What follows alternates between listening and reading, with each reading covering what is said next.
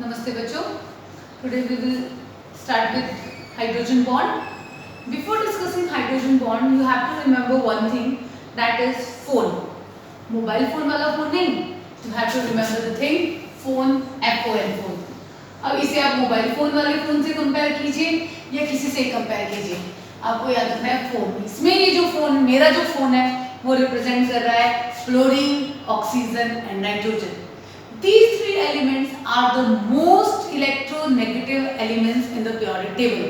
Fluorine सबसे ज़्यादा है, second most is the oxygen and third is the nitrogen. अभी हाइड्रोजन बॉन्ड क्या होता है? Whenever hydrogen is bonded to any of these three elements, fluorine, oxygen और nitrogen में से किसी के साथ भी हाइड्रोजन जुड़ा हो, जैसे मान लीजिए मैं HF की बात कर रही हूँ. अभी HF क्या होगा? Fluorine is the electronegative element. तो फ्लोरीन क्या करेगा? अपने साथ साथ हाइड्रोजन्स के इलेक्ट्रॉन्स को भी अपनी तरफ खींचेगा. इस वजह से क्या होगा? जो फ्लोरीन होगा उसके ऊपर नेगेटिव चार्ज आएगा and hydrogen will have positive charge.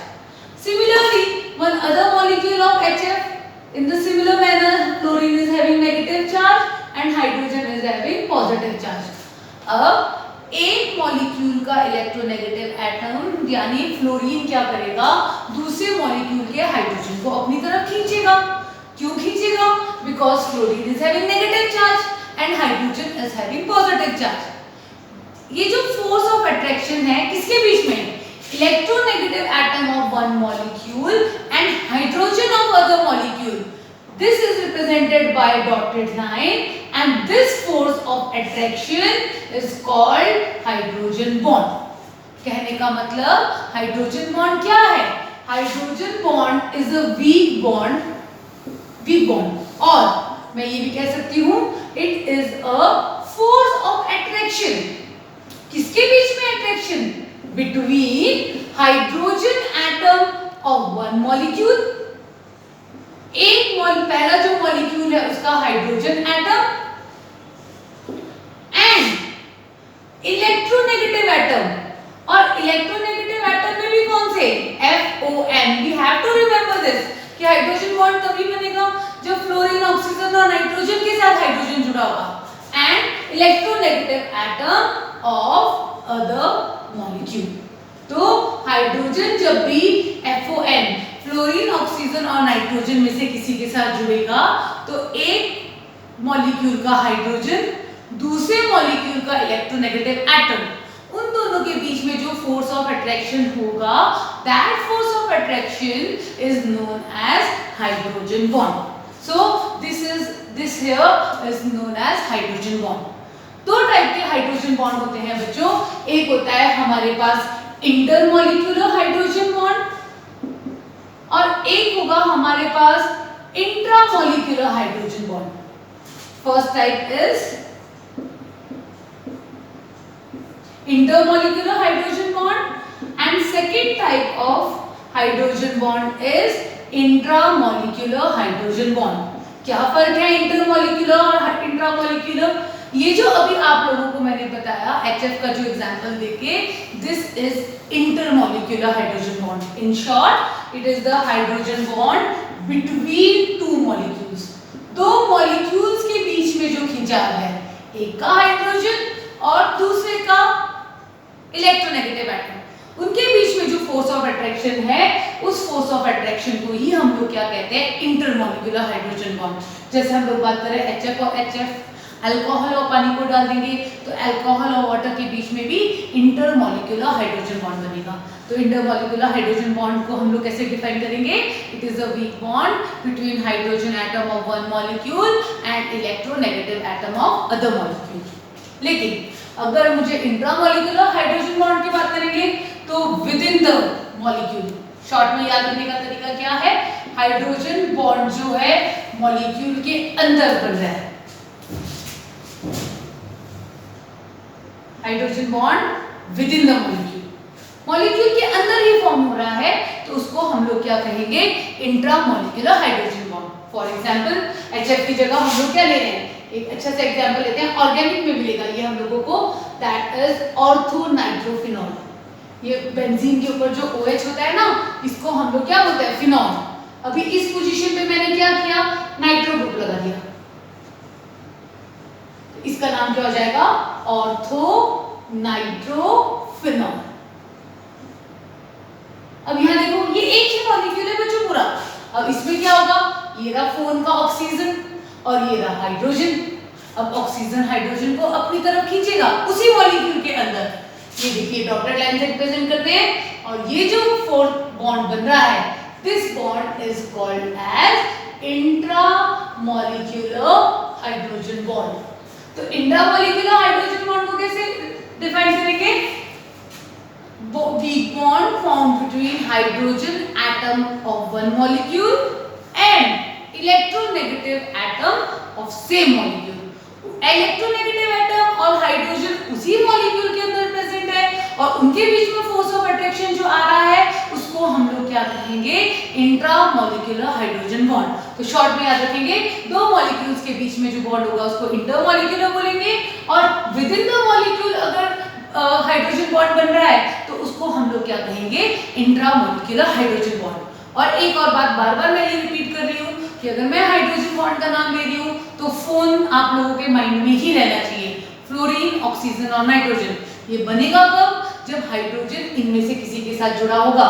अभी देखो यहाँ भी हाइड्रोजन ऑक्सीजन के साथ जुड़ा है और अभी जब बन रहा है तो भी वो ऑक्सीजन के साथ ही बन रहा है। कल को क्लोरीन होता तो नहीं बनता।